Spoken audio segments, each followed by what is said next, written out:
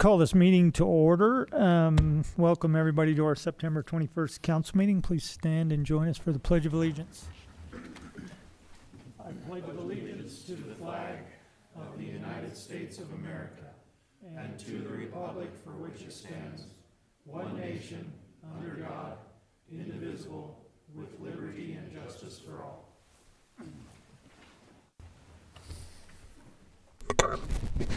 Okay, Matt, if you would start us with a roll call. Councilor Savage. Here. Robinson. Here. Demas. Here. Zadi. Here. Halter. Here. Patolo. Here. West. Here. Hickerson. Here. Mayor Como. Here. Are these working? Can you guys hear me? Yeah. Testing one. Test. Yeah. Sounds like they're Seems working. softer today. Um, Am I? let's go with softer. It's been kind of hard over the last couple of weeks. Let's tone it down a little bit. Council, first order of business, I'd entertain a motion to approve the minutes from the City Council meeting of September 7th, 2021. Your Honor. Councilman Batolo, So moved. we do have a motion. Do we have a second? Second. Second's been called. All in favor say aye. Aye. Any opposed? Okay, councilors, this is going to take us to our appointment section of our agenda. We have one appointment, Mr. President, members of the council. I submit to you the name of Michael Bolton to serve first term on the Parks and Rec Advisory Board. Hey, Council, you have before you the name Michael Bolton to serve his first term at the Parks and Recreation Advisory Board. Can I get a motion for approval? President. I move to approve. Thank you. Can I get a second, please? Second. And roll call. Councilor Robinson. Yes. Demas. Yes. Zadi. Yes. Halter. Yes. Patolo. Yes. West. Yes. Hickerson. Yes. Savage. Yes. Mayor, you have your appointment. Thank you, Mr. President and members of the council. This is going to bring us to the presentation and proclamations section of our agenda. And we have Diaper Need Awareness Week. Is Kelly here? Kelly is here. You want to come and tell us a little bit about what's going on? Nice to have you with us.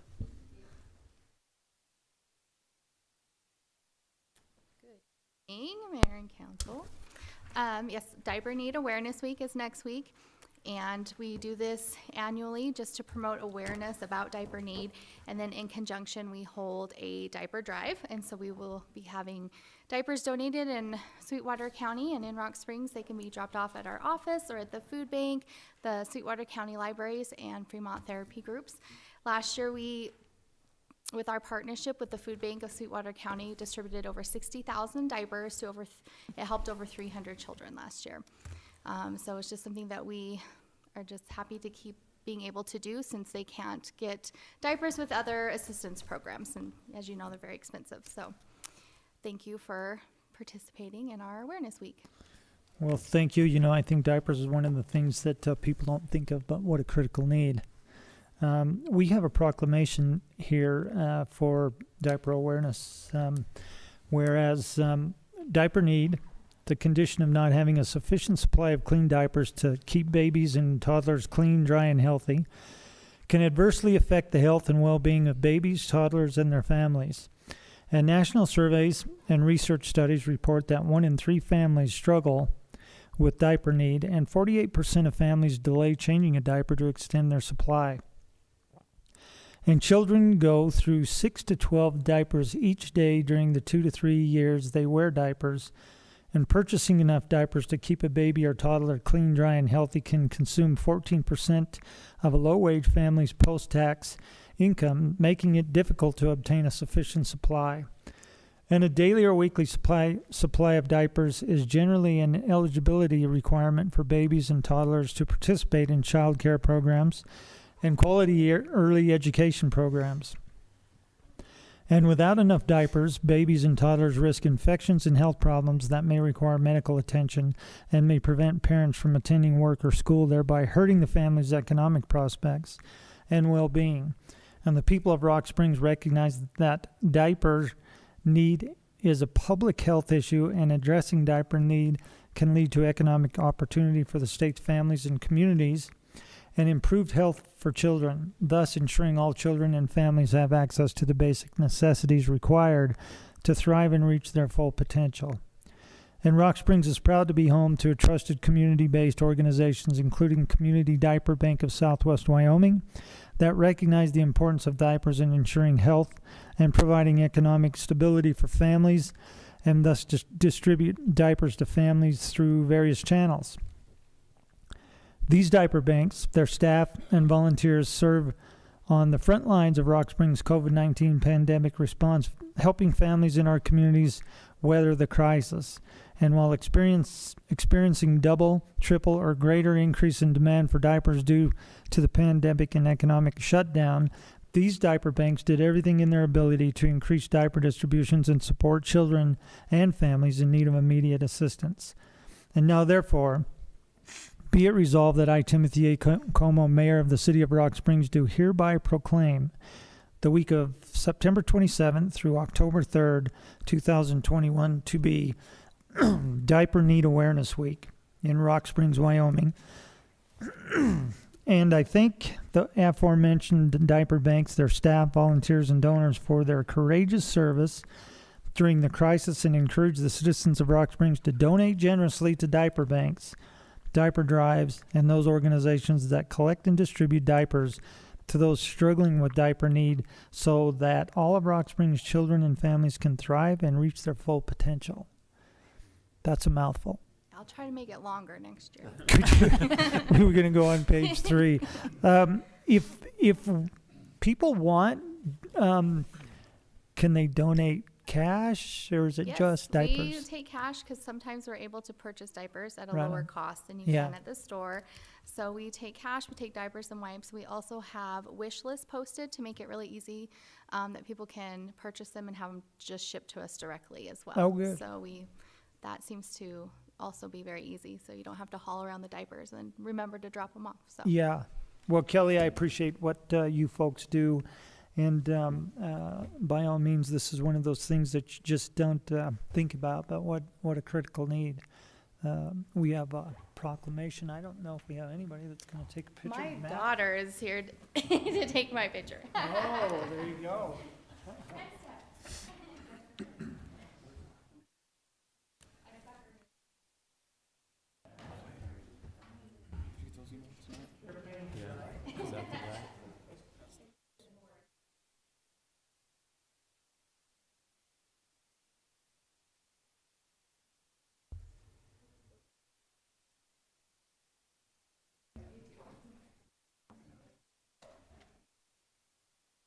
Donate diapers or send cash.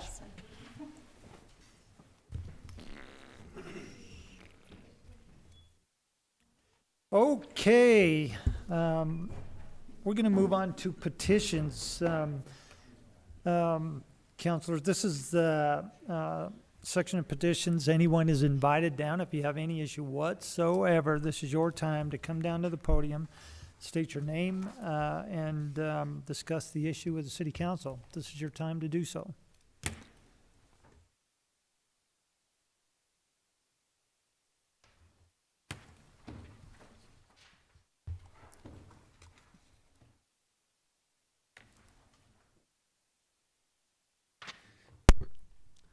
Hi there, Luke Geffrey, 2625 Thunder Gulch Lane. I'm just here tonight to talk on a few of the concerns. Over the next few meetings, you guys are going to be seeing some plot plans that are going to be seeking some approval for a new development over off the north side of Stagecoach Boulevard. A few of us have already attended the planning and zoning meetings. They were very helpful there. We addressed our concerns there. And along those plot plans, there were no I guess on the plans, there was nothing in the form of drainage and then in the notes, it also stated this area is not a known floodplain. If you guys can kind of remember back, July 28th, that area got hit pretty hard. I've also emailed a few of the councilors in my ward, the mayor, some video of a recent rainstorm, September 3rd, that kind of helps show some of the drainage issues that are along that area, and just kind of feel that any further development of that area, something really needs to be addressed in the form of how the drainage is handled before I would hope you guys approve anything in that area.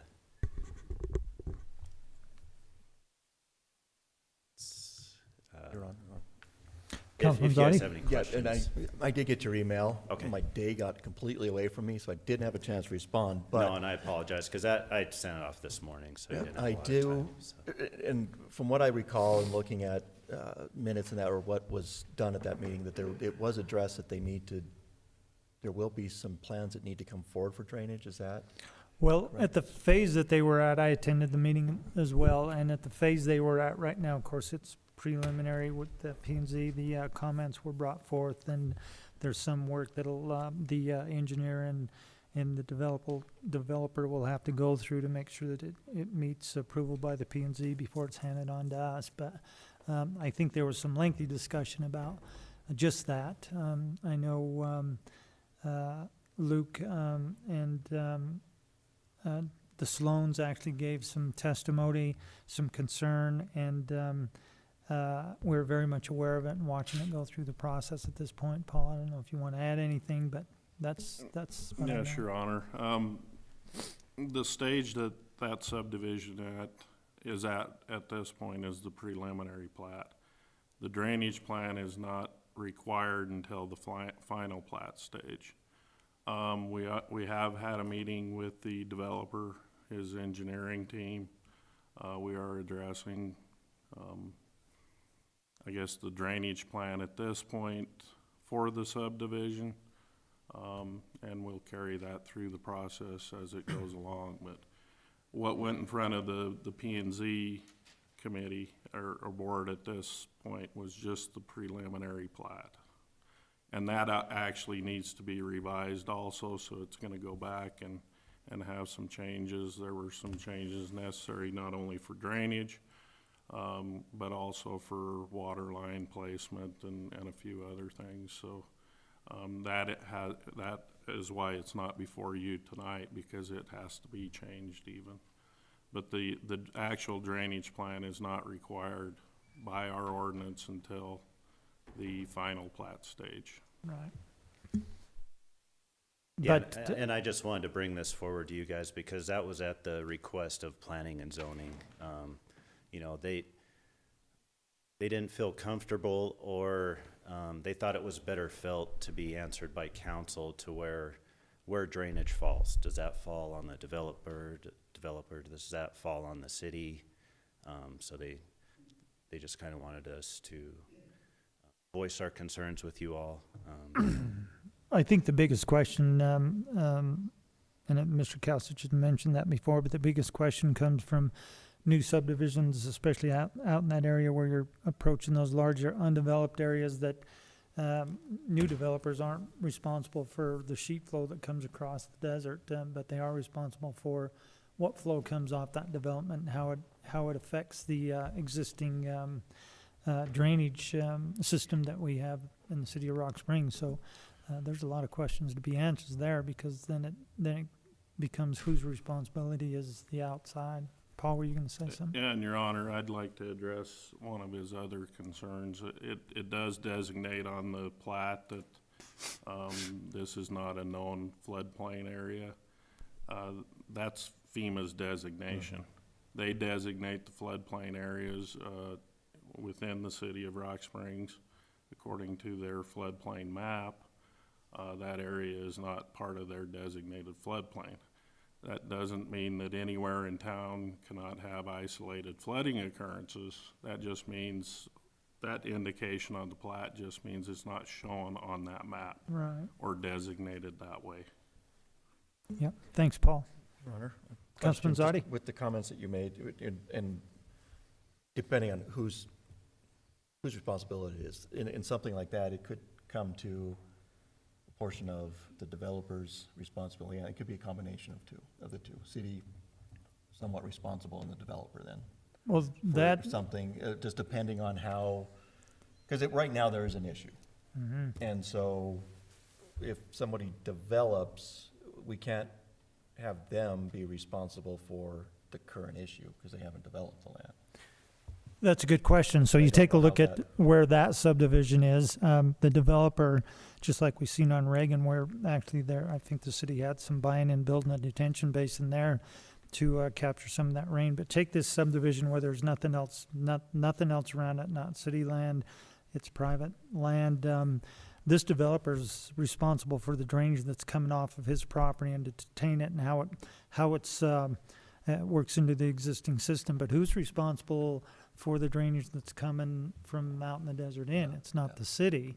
And should the city take on that effort, well, I can tell you it's going to get back to funding and when does it end? We've had some discussions recently. Some of you are well aware with the county, the city, in considering, if you would, stormwater fee, basically like an enterprise account or whatever. But we don't have the ability to take on these large projects. We had some discussion with Gene Legursky, either further north than our corporate city limits out north of Signal, where we have drainages out there that, you know, are a big concern, where the county, they don't have the funds to deal with that as well. So the question is, does it make sense for us to have a form of a fee associated to a rate or a district or something like that, as other communities do, to plan and prepare for stormwater design and planning? It's big cost, and maybe we could go out and take a look at some of these areas. I had just discussed with Laura and Paul earlier a review of our master plan, and to incorporate in that master plan stormwater, recreation, and get an idea. It's been some time, you know, the big picture of what's happening out there, so we could plan accordingly. And we are going to do that. But that's a good question. Whose responsibility is that? Who can undertake such a financial feat? And how would you tackle it to make sure you didn't affect future development? Drainage is like a snowball effect. It just keeps gathering and growing and growing, and where does it end? You just don't know. But when we plan and design 100-year flood designs like Summit Channel, keep in mind those don't take in consideration at that time any future growth. That's why it ended at where it did, is that's where the end of that growth was.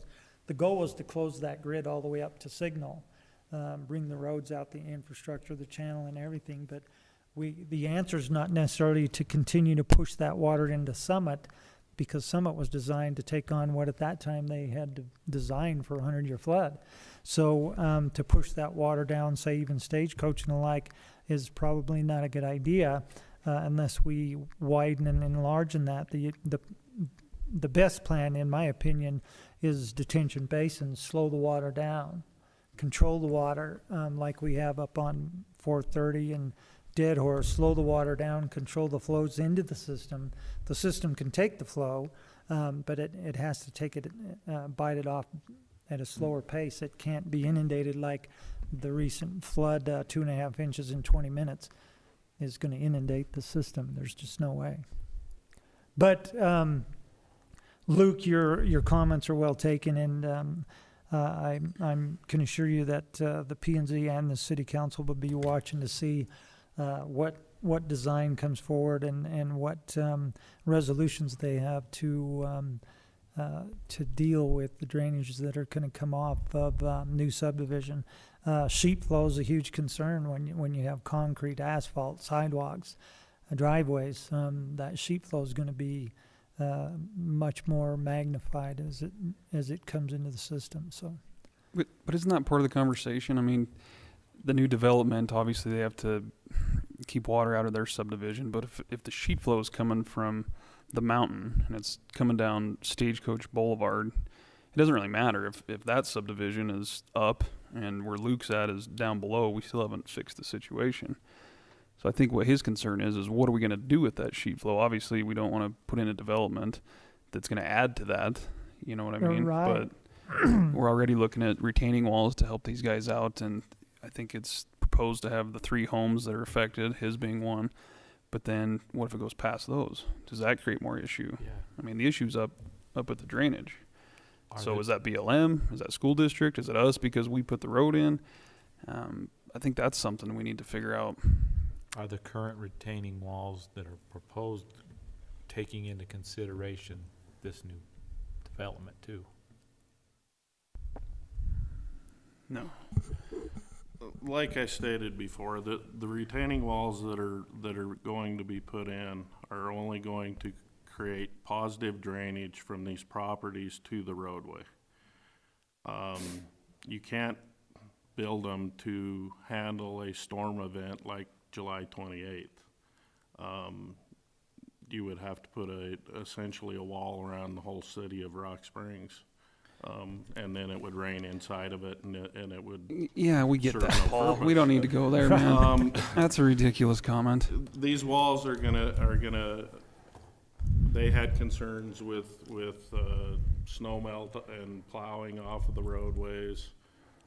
This will improve the capacity of the roadway, stormwater wise. So if it does, come up over the sidewalks, during a storm event, it's not gonna flow straight down the slope into their backyards. It's gonna cause positive drainage from the properties to the roadway. Would it stop a flow that came through on the 28th? No, they're not going to do that. The developer is gonna consider his developed flows. So he's gonna go from an impermeable area, which is sagebrush and dirt and whatever else, to a permeable area to an impermeable area, which is pavement and houses and that. And he's gonna figure what contribution or additional contribution is he gonna put into Stagecoach Drive. And if that's gonna magnify an issue, then he will have to retain that.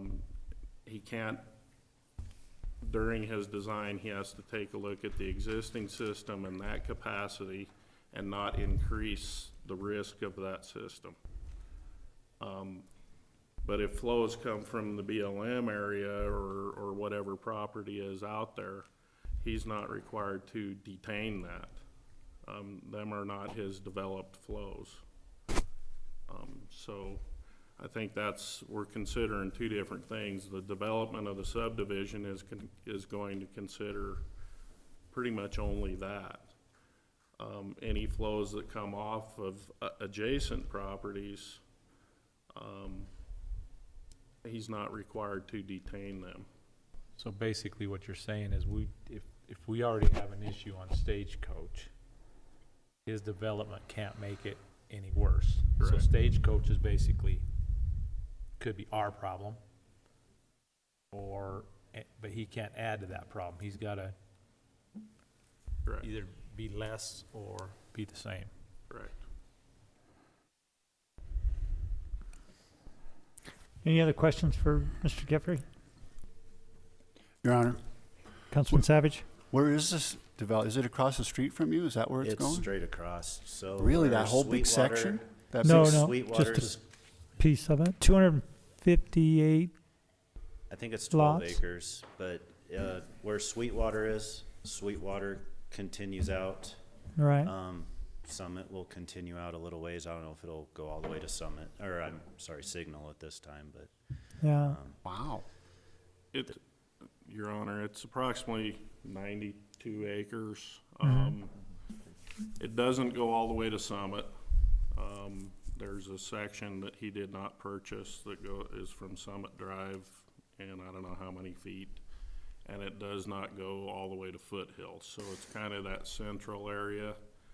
It does go past what I would call the breaking point, because a lot of that area drains towards Stagecoach, but then it breaks off and it starts to drain to the north. It does go out there and go beyond that point, so it goes farther north where some of it will drain to the north. But it's a total of 92 acres, kind of right in the center between Foothill and Summit. It's kind of an odd parcel where it was carved out. Might have made more sense to go up against Summit or maybe Foothill. But it is what it is. That's what the developer ended up with, and we'll just definitely have to watch it through the process and make sure that we ensure that it doesn't increase the flows into the system.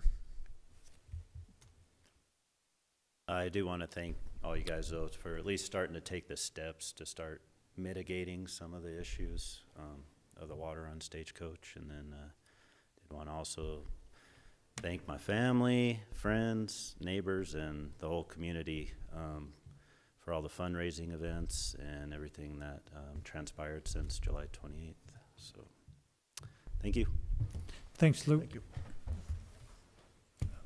Still under petitions, anyone else wishing to address the city council on any issue? This is your time.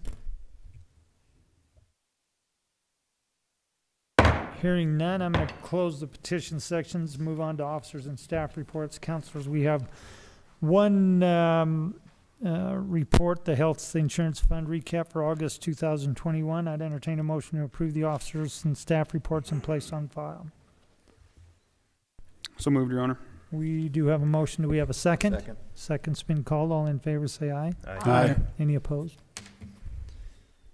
Okay, council, this brings us to the council committee and board reports. We have item number 1, the Sweetwater County Intergovernmental Joint Leadership Group meeting minutes of May 17th, 2021 and August 25th, 2021.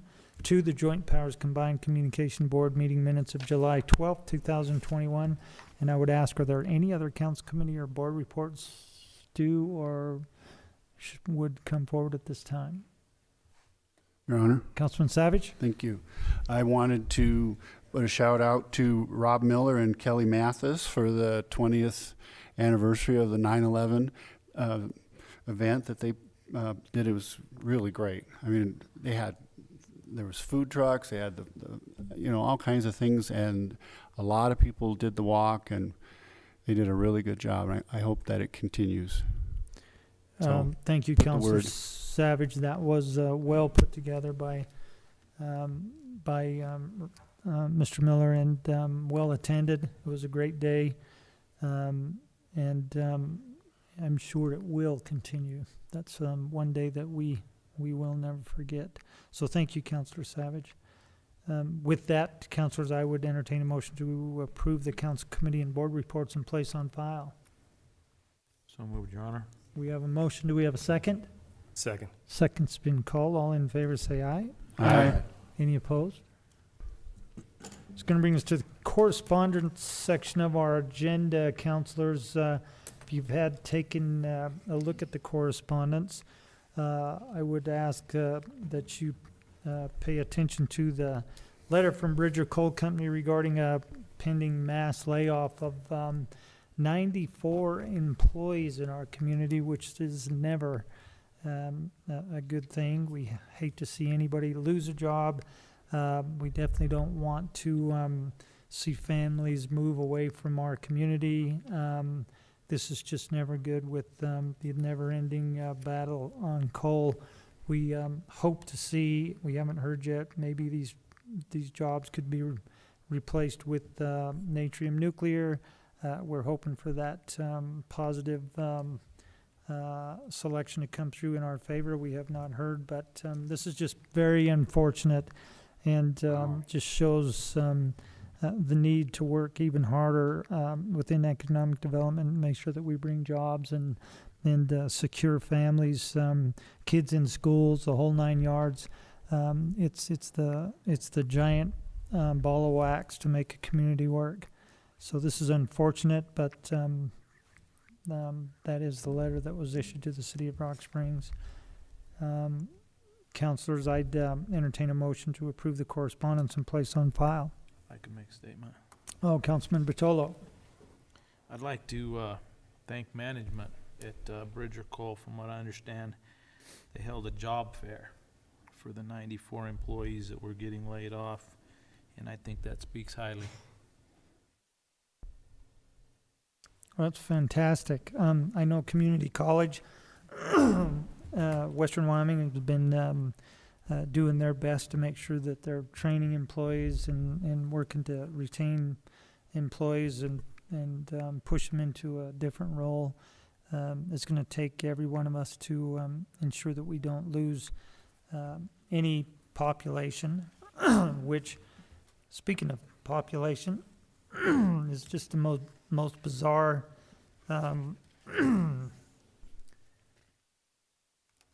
number that I've seen. But Sweetwater County, looking at the census numbers, Rock Springs gained 490 people in 10 years.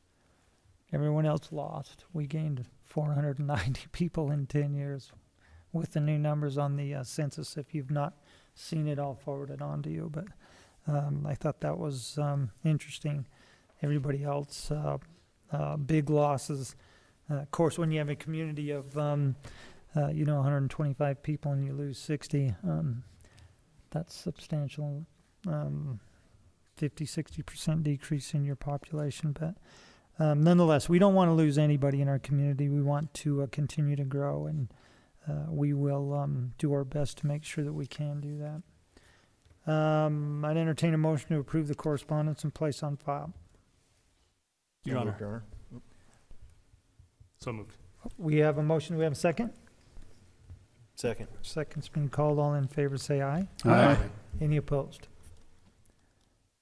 Okay, this is going to move us on to the bills and the claims section. Councilors, item number 1, the bills and claims for September 21st, 2021. What's your pleasure? Your Honor, Councilwoman Demas? I make a motion to approve the bills and claims for September 21st, 2021. Councilors, we do have a motion to approve the bills and claims for September 21st, 2021. Do we have a second? Second. Second's been called. All in favor say aye. Aye. Any opposed? Abstained. Let the record show. Item number 2 is the salaries for September 7th, 2021. Councilors, what's your pleasure? Your Honor, Councilwoman Demas? make a motion to approve the salaries for September 7th, 2021. Councilors, we do have a motion to approve the salaries for September 7th, 2021. Do we have a second? Second. Second's been called. All in favor say aye. Aye. Any opposed? Okay, councilors, this is going to bring us into the new business item of our agenda. Item number 1, councilors, is a request from Finance Department for approval of the fiscal year 2022 final budget. Councilors, what's your pleasure? Your Honor, Councilman West. move to approve this request. We do have a motion to approve this request. We have a second? Second. Second's been called. All in favor say aye. Aye. Any opposed? Okay, councilors, item number 2 is a request from the Police Department for permission to fill a vacant parking and nuisance control officer 1 position. Councilors, what's your pleasure? Your Honor, Councilwoman Demas. I make a motion to approve this request. Councilors, we do have a motion to approve this request. Do we have a second? Second. Second's been called. All in favor say aye. Aye. Aye. Any opposed? Nay. Nay. Matt, how about a show of hands? In favor?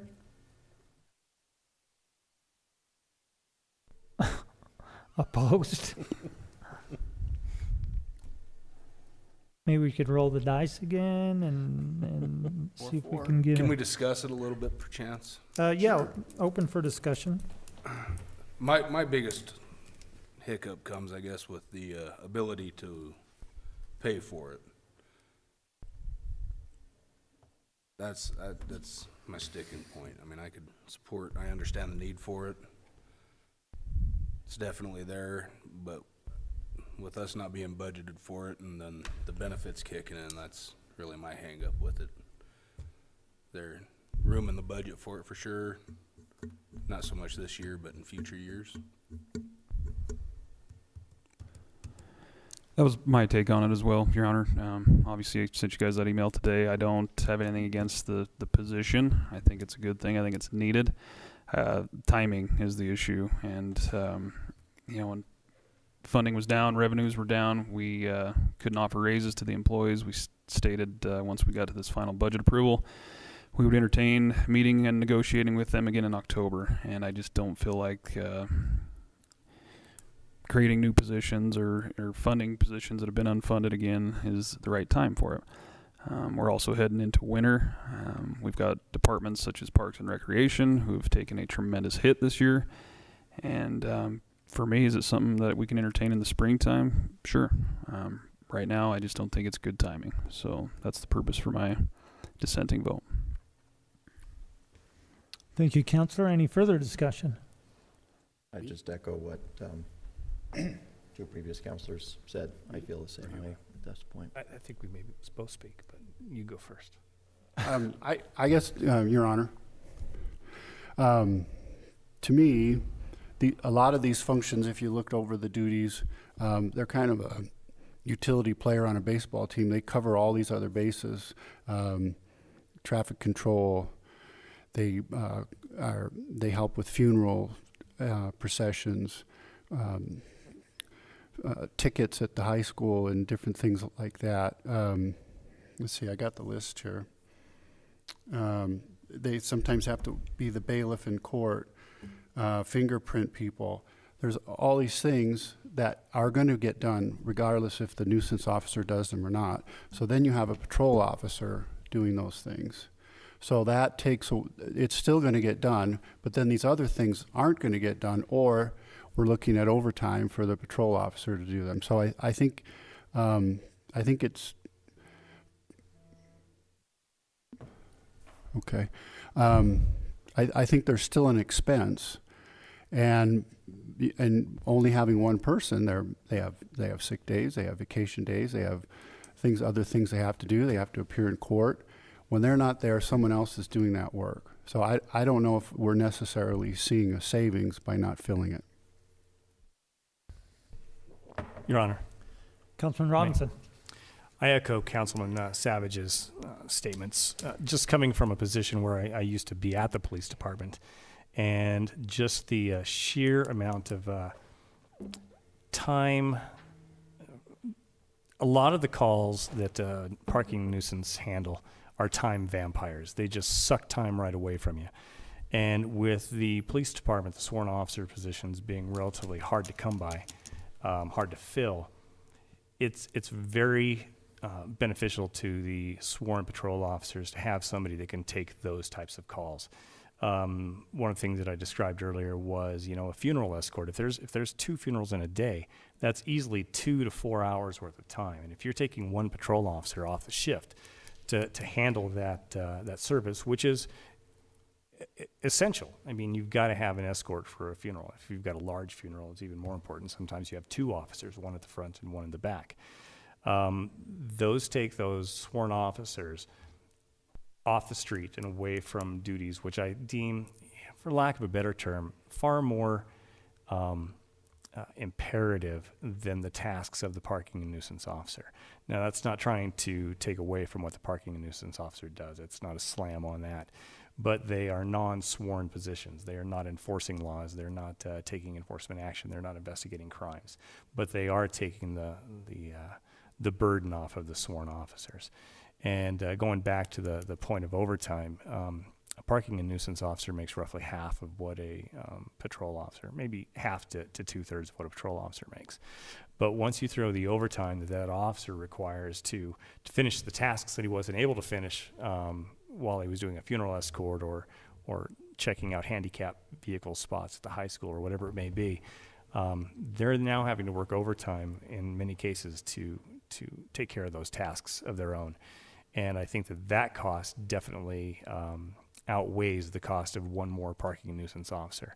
With and the chief can probably answer to this better than I can, but in my memory, it was very, very rare for parking and nuisance officers to get overtime. They were typically required to shift adjust if they did work over.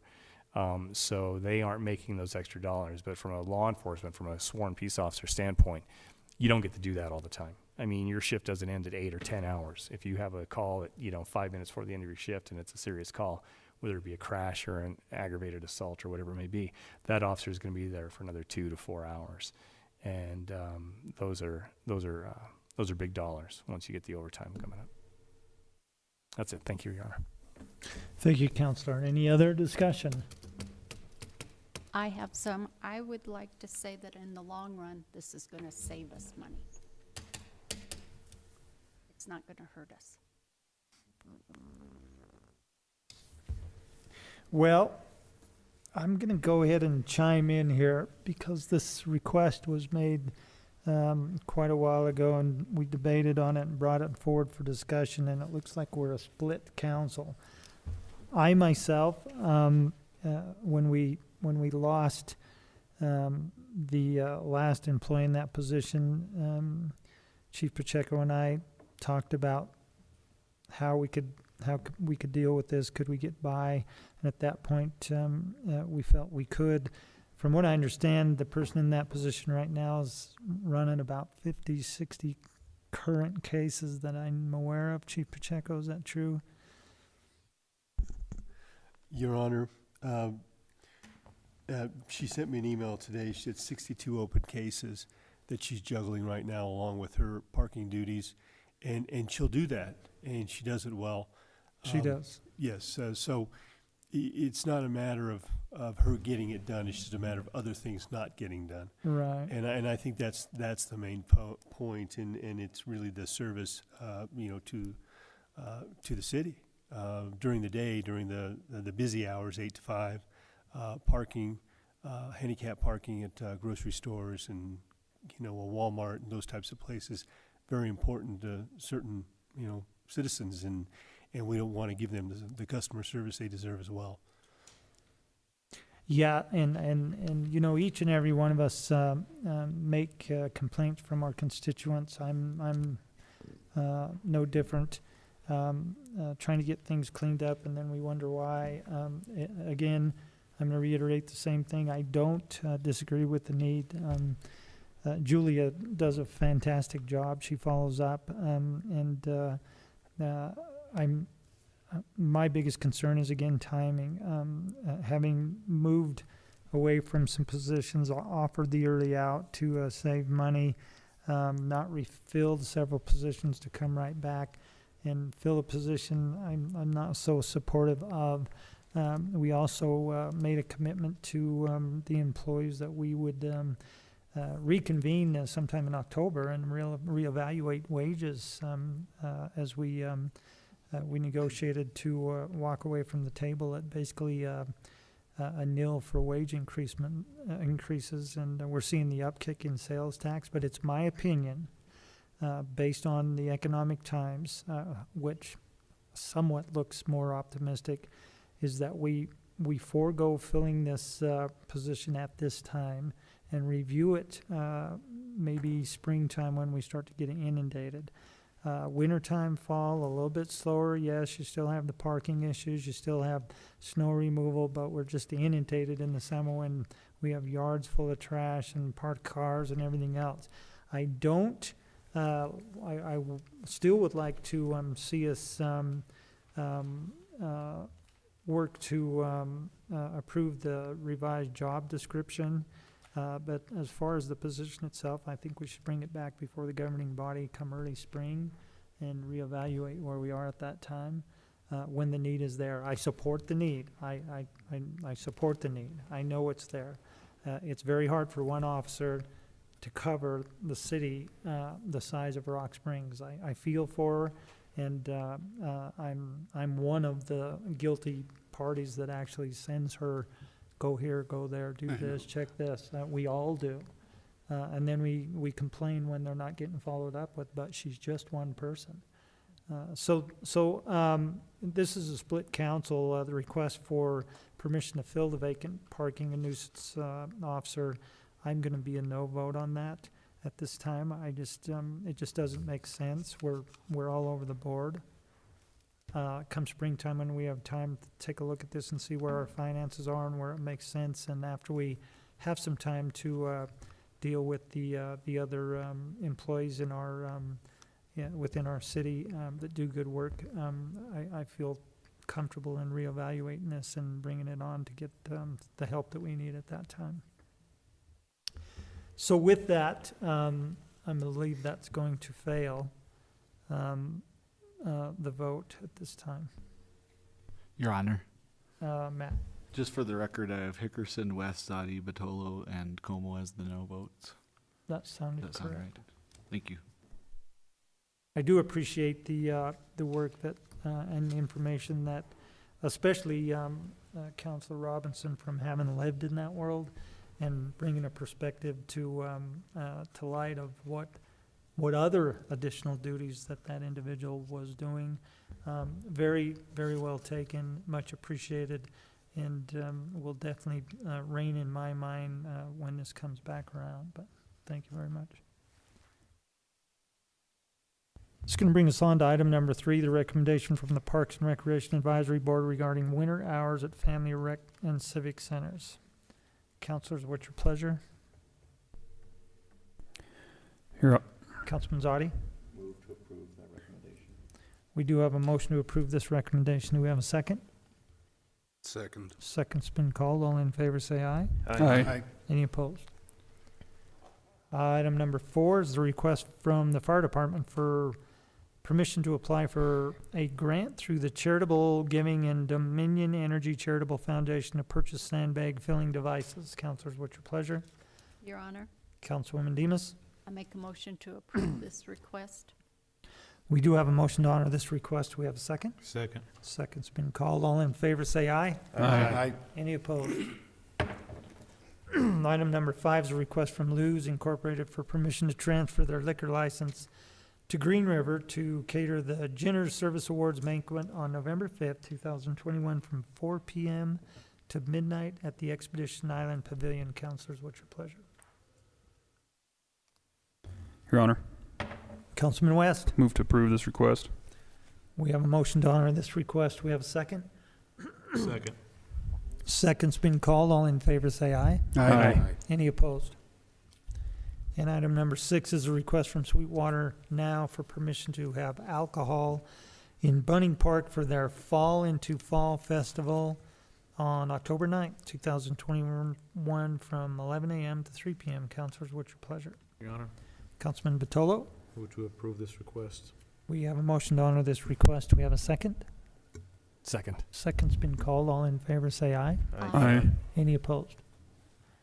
Okay, councilors, this is going to move us on to the resolutions on our agenda. Item number 1, Resolution 2021-137 was tabled on 9/7/21. I'd entertain a motion to remove this resolution from the table. So, Councilman Robinson, we have a motion. Do we have a second? second. Second's been called. Roll call. Roll call on the removal from the table. Councilor Demus, Yes. Zadi, Yes. Alter, Yes. Batolo, Yes. West, Yes. Hickerson, Yes. Savage, Yes. Robinson, Yes. Mayor Como.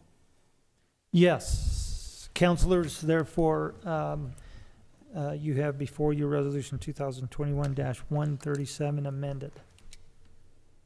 Do we want to defeat the old one first?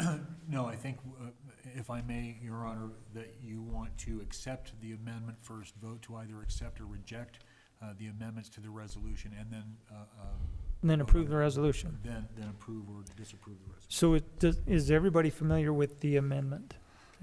Are you good? So I'd entertain a motion to approve and accept the amendment to the resolution. So moved, Your Honor. We do have a motion. Do we have a second? Second. Second has been called. Roll call on the amendment.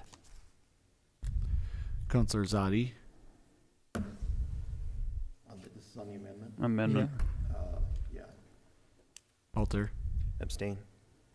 Batolo, Yes. West, Yes. Hickerson, Yes. Savage, Yes. Robinson, Yes. Demus, Yes. Mayor Como.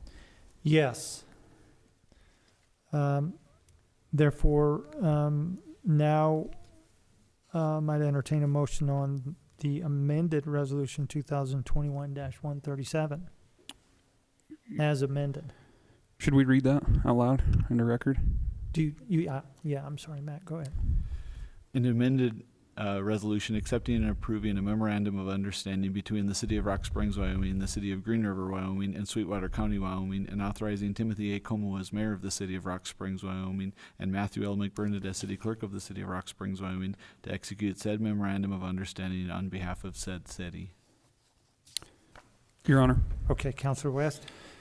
If I could, I just want to offer some comments on this. It's obviously been going back and forth for quite some time, and we're running out of time, as usual, when it seems like all the different entities get together and try and come up with a common goal. This all kind of started relative to ambulance funding. Is kind of where we got to this point, and the commission kind of playing hardball and saying they're not going to fund ambulance anymore, and so they want the two cities to join in. Kind of an ultimatum tactic. With little information, which sounds familiar to this approach. If you recall back then, we formed committees. We tried to come together. We can't get enough information. We're all broke. So ultimately, it was up to the county to figure it out. And miraculously, they decided to fund it with little discussion. Still not sure how that all came about. But the fact of the matter is, we're all still broke. So what's the next approach, and how do we help out the constituents by offering some type of a reliable ambulatory service?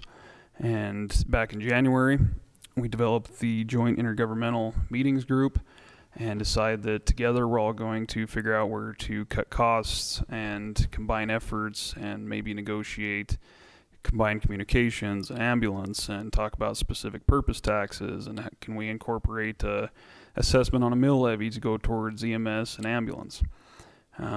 Ultimately, where we're at about 8 months later is we've figured out where to hang our hat on, where to buy paper and how many trash bags to purchase. No offense to that particular committee, Councilor Batolo, but I'm just going to call it like I see it. A lot of time has marched on since then, and ultimately we still have no resolution on what the heck we're going to do with ambulance. There is no leadership, and it's bothersome. 77 days ago, on July 6th, when it came down to whether or not this governing body wanted to continue on and go in support of the general purpose tax, we voted it down. Now we're being asked to provide $10,000 in support to provide informational material, which is just a broad term of saying we're going to help market the general purpose tax. Months continue to go by. That's 77 days, and here we are just barely coming up with an MOU to figure out how we're going to get the information out to the constituents. Yet we have voted it down. So what sense does that make to the average constituent that says, what the heck is Rock Springs doing? They already said they're not in support of it, but now they're going to fund it and they're going to try and help market it. I think that's confusing, and I think it's hard for us to ask the constituencies we represent to get on board with this tax when we're not even on board with it. I myself certainly voted in favor. I had the same concerns as many of the other councilors on here, with it being kind of a rushed effort with lack of information.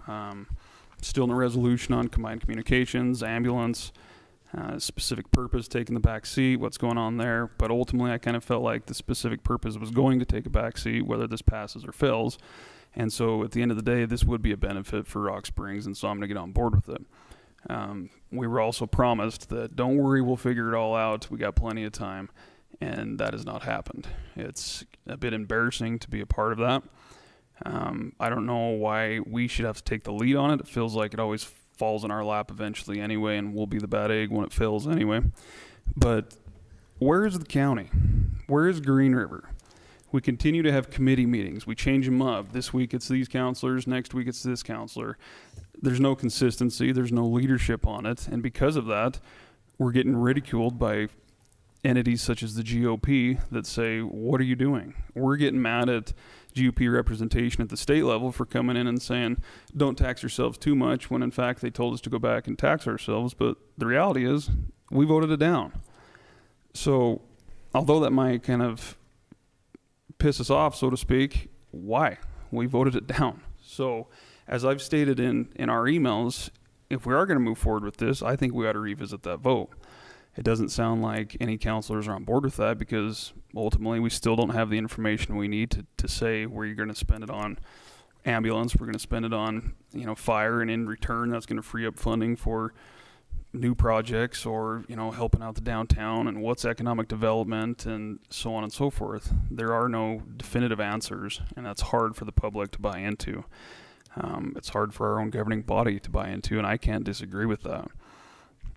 I think, the representation continues to come to the council.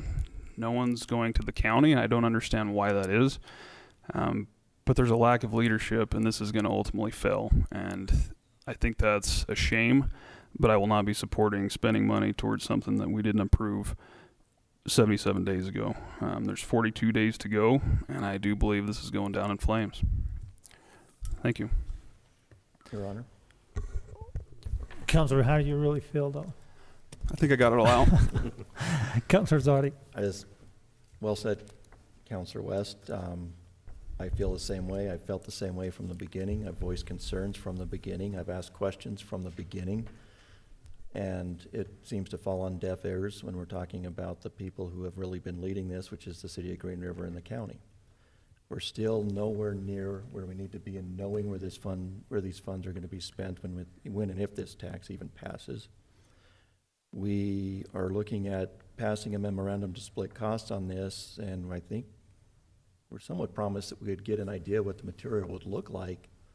There was a postcard that was presented. We had to change it. So it doesn't come across as marketing and advertising, but more informational. As of today, we still don't know what that's going to look like, but they're asking us to spend money on informational campaign that we have no idea what it's going to include. And it just kind of feels it's the same thing with the tax. We're being asked to spend money and pay an extra tax, but we don't exactly know how this is going to be spent, what the model is going to be for EMS. We're just told recently that we won't know what the model for EMS is going to be probably for another month. There's been some deals going, there's been talk going, there's been proposals. So we don't even know that the EMS model at this point is going to look like what it does now with the two entities providing service and that, or if it's going to be different.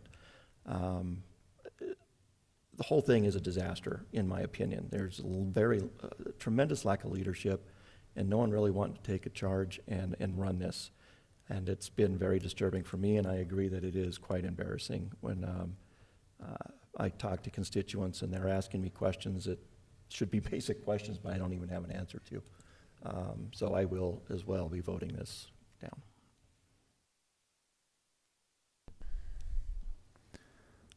Any other comments? Yes, sir. Councilman Patolo? I'm going to agree with Councilor West, Councilor Zadi. I don't like the fact that we're even getting close to marketing this thing. I think it's just wrong. So, I mean, there's been, we're on a razor's edge, in my opinion, in between supporting it financially, which I believe is wrong, and wordsmithing it to where we're supposedly informational. It's just not right. Thank you. Your Honor. Councilman Robinson. Again, I'd like to echo some of the sentiments. This did seem to come about from the issue with the ambulance, and according to the Board of County Commissioner meeting earlier today, there is some type of potential resolution coming up in a month or so, but we have no idea what that resolution may be and how it would affect the bottom line as far as dollars, is something that we still need to work on.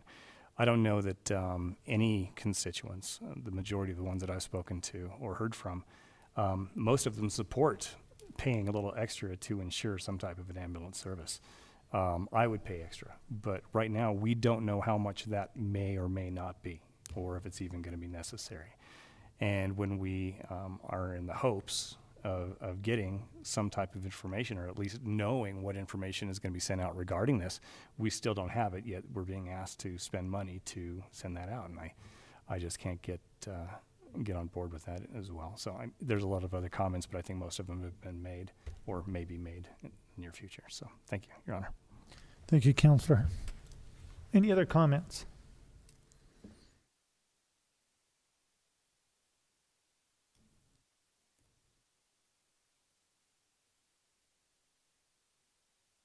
Heck, I forgot where we were.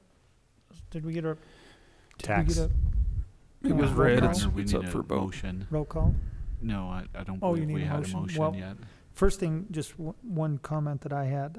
This is very frustrating.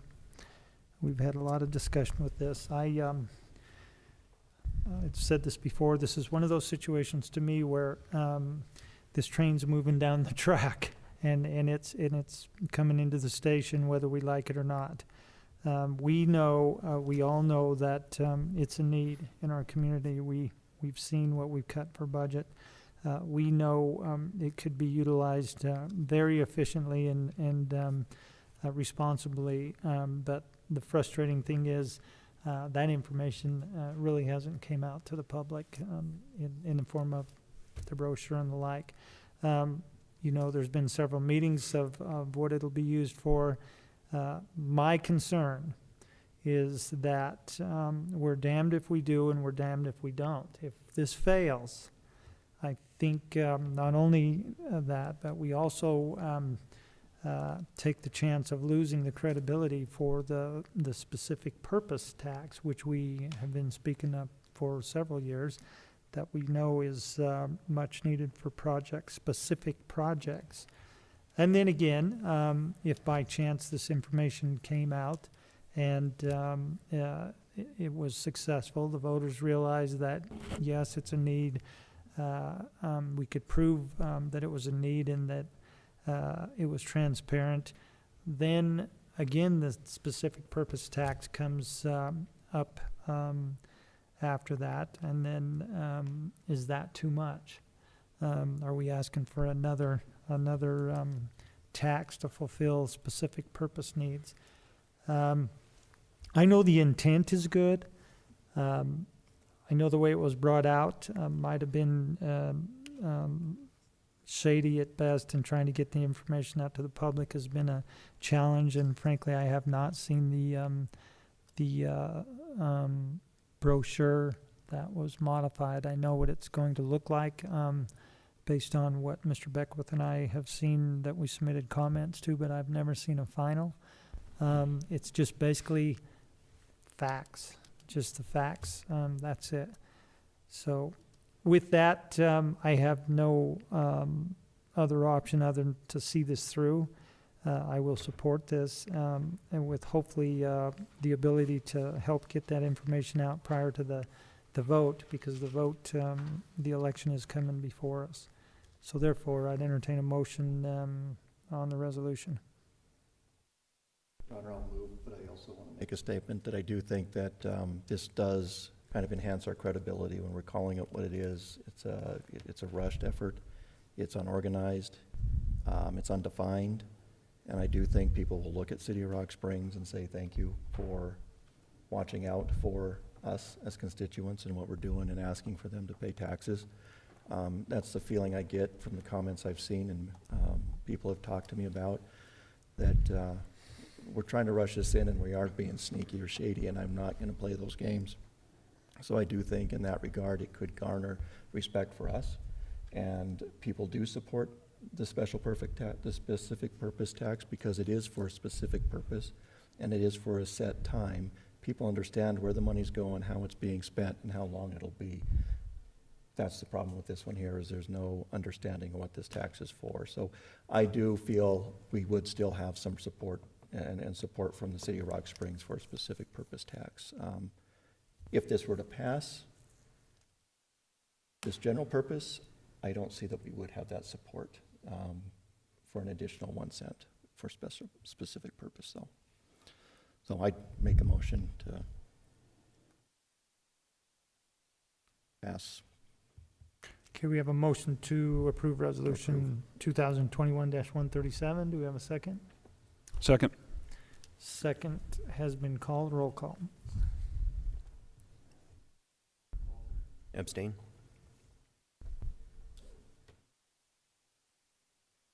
No. No. No. No.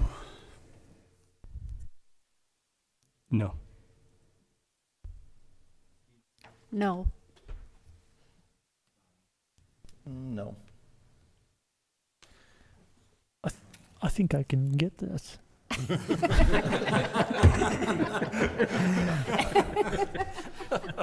You know, Stand a chance. once again, my biggest fear is that the information, the election's going to take place with little information out there.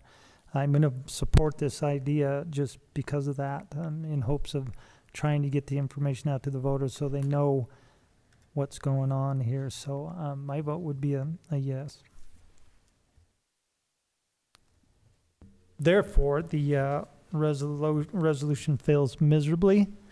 And we'll move on to item number 2, resolution 2021-138.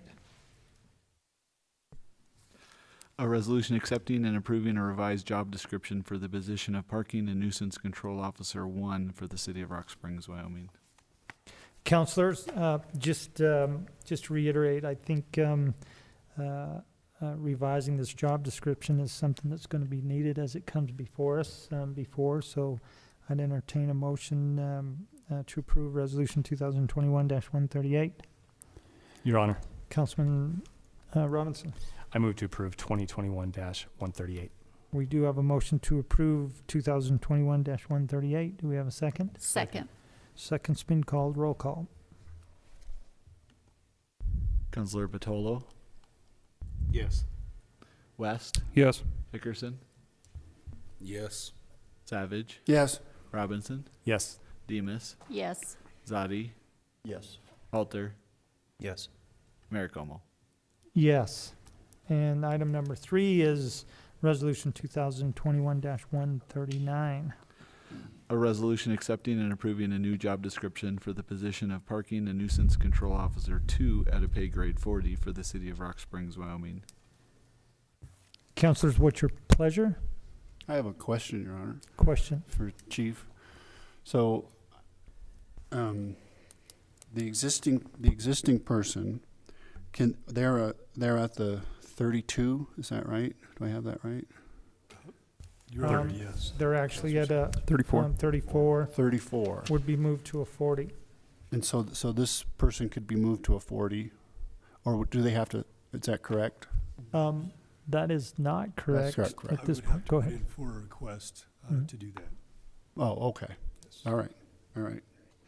Because, we cut, this whole thing is confusing. We cut this entity by 50%. I would think that if a person is that much more responsibility that they could, that we could afford to show our appreciation. So anyway, I move to approve resolution 2021-139.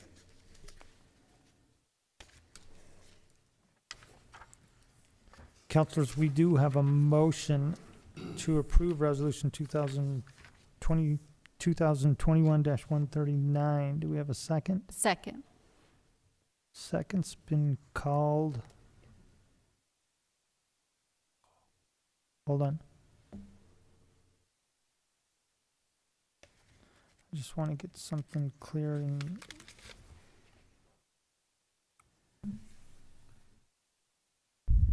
Okay.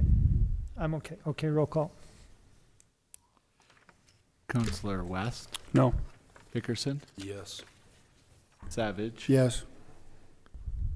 Robinson, Yes. Demus, Yes. Zadi, Yes. Halter, Yes. Batolo, Yes. Mayor Como. Yes.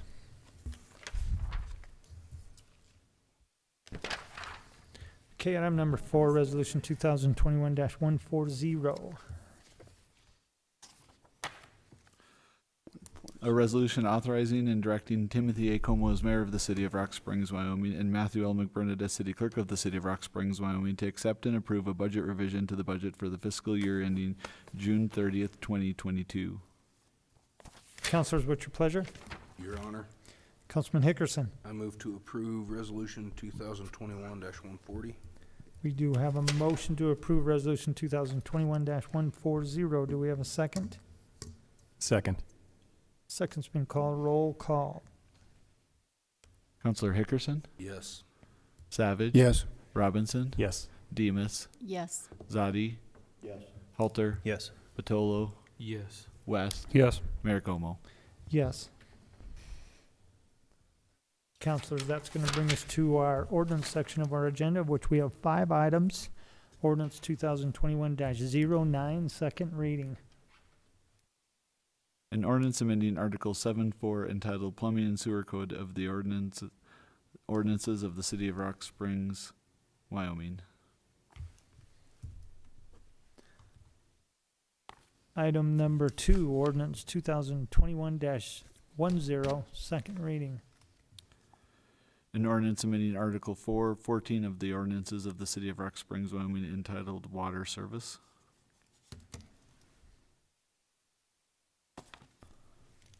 Item number 3, ordinance 2021-11, second reading. An ordinance amending Section 1604C of the Ordinances of the City of Rock Springs entitled Adopting the Personnel Policies and Procedures Relating to City of Rock Springs Employees and Adopting Revised Personnel Policies. Item number 4, ordinance 2021-12, second reading. An ordinance amending Article 2:1 of the Ordinances of the City of Rock Springs entitled Jurisdiction and Procedure, Article 3:5 of the Ordinances of the City of Rock Springs entitled Humane Control and Regulation of Animals, and Article 5:2 of the Ordinances of the City of Rock Springs entitled Operation of Motor Vehicles.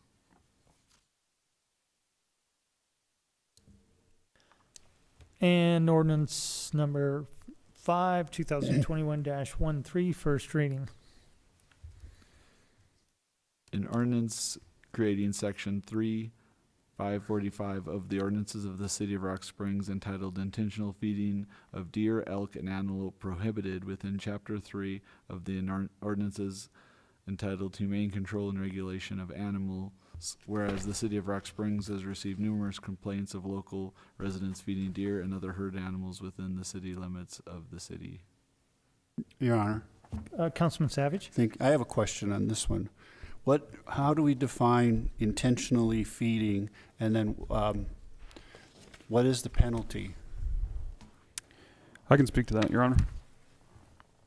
Go ahead, Councilor West. This actually came about from a constituent complaint I had in Ward 4, a couple of them, in fact. And the individual has a neighbor who is feeding the deer, and she had reached out to Game and Fish Department to inquire about whether or not that's a good thing as far as the health of the deer, because of the end result being not as pleasant as you might see in the country. It's actually harmful to the animals to feed them apples and corn and the like, and so she asked that I look into some type of a policy to regulate and prohibit that, similar to what Green River has. So thanks to Mr. Beckwith, he did research that, and here we are. The fine that comes with it in Section 3 of the ordinances is $750. And how do we define intentional feeding? Well, in What this does that mean? circumstance, there would be a bucket left out that's full of food. There's been alleyways where people have gathered apples off of their trees, thrown them in the alleyway, put them on a kind of a cooking dish, if you will. There's baits that are being hung, things of that nature. I mean, obviously, if they're coming into your yard, which this ordinance goes into detail, anything that's already there that's just kind of your average planting of flowers or gardens or the like isn't considered intentional. It's when you're intentionally setting them out to attract the deer. So your food dish with Bambi on the front will probably need to be. Dorothy gets mad when they give flowers.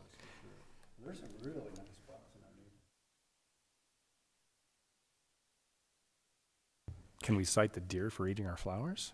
Yes, it is an issue. Councilors, just one remark, and I don't want to get into a political debate by any means whatsoever, related to COVID. Had a bi-weekly meeting with County Board of Health and several doctors of the hospital this time, but I just want to make a statement here, especially versus the Alpha and versus the Delta viruses. Right now, they're seeing a 99% cases that are coming through there are the Delta virus, which is 1,700 times more contagious than what we were originally seeing. Back in July 4th through the 10th, we basically had 34 cases of COVID-19 in Sweetwater County. Recently, September 12th through the 18th, 285 cases.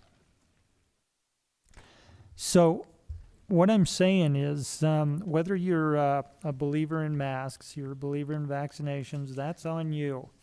But if you are not a believer in the vaccinations, of which the data that was brought before the group very well showed that 96% of those people that were positive COVID were unvaccinated.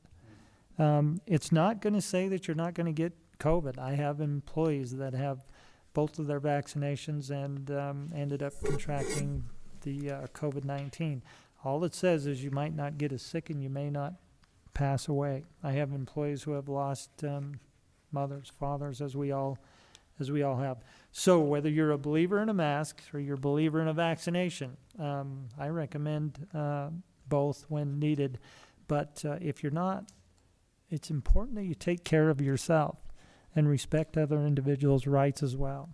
If you don't want to get a vaccination, that's on you. Choice is very important in everyone's lives. I don't want more government in my life telling me what I need to do. Do your research, ask yourself the questions that you feel you need to, and you make your own choice. But that being said, take care of yourself. Follow the guidelines. The same thing, wash your hands. Don't go to work if you're ill, those kind of things, because we don't have the right to infect one another. Try to respect everyone's rights, and by all means, hopefully we can see one day where we won't be dealing with another aspect of the COVID-19. But I just thought those were interesting numbers. And although we're seeing a slight decrease in the numbers, 285 cases in September is alarming. The goal behind, of course, the vaccine and the masks from the very inception was so we don't inundate our healthcare system and their workers. And I think there's getting to be a lot of burnout. They've opened up a second ward for COVID-19, and for a while there, I'm not sure if it's still going on right now, but no elective surgeries going on, which is not good. Don't have a heart attack right now. That's not a good time, or anything else, because there's a good chance that you're not going to get the health care that you need. They are still doing the walk-in COVID flu clinics at the events complex, 1 to 4 p.m. They're doing vaccinations, daily walk-in hours for both COVID and school. Afternoons are available up by appointment. But, this is real. I mean, at the very beginning, everybody wondered if this was a crazy government ploy to take away our rights and punch us down. And I can tell you, I could go around the room and I guarantee you at least one of you knows somebody who has had COVID or has lost a family member or a friend, or knows somebody who has perished from COVID. If I may just real quickly, the topic of COVID reminded me of this. I just kind of wanted to give my condolences to Robin at and her family. Combined Communications for her loss to COVID. And so, like you said, I think all of us at this point know somebody who has died Absolutely. or has family that has died from this, and it is pretty serious. So, Well taken. Thanks. Chief Pacheco, his father-in-law, great guy, passed away. This is real stuff. You can say what you want, but take care of yourself. Make your choice, but respect everybody's rights, their social distancing, and take care of one another, because it's real. And if we don't work together, we're not going to get through this. We don't want to get to a situation where we close down businesses again and have mandates of vaccinations and masks and everything else. We're responsible human beings, adults. Let's make the right choices, and let's conquer this. That being said, did you have Savage? Excuse me. 17 people in the hospital right now with COVID, and 25% positivity rate was is what we're averaging right now. And if the COVID doesn't kill you, the hospital bill will. but at least we have an ambulance to get us there. Maybe. See, this conversation's going down. Councilors, with no further business to come before this governing body, this meeting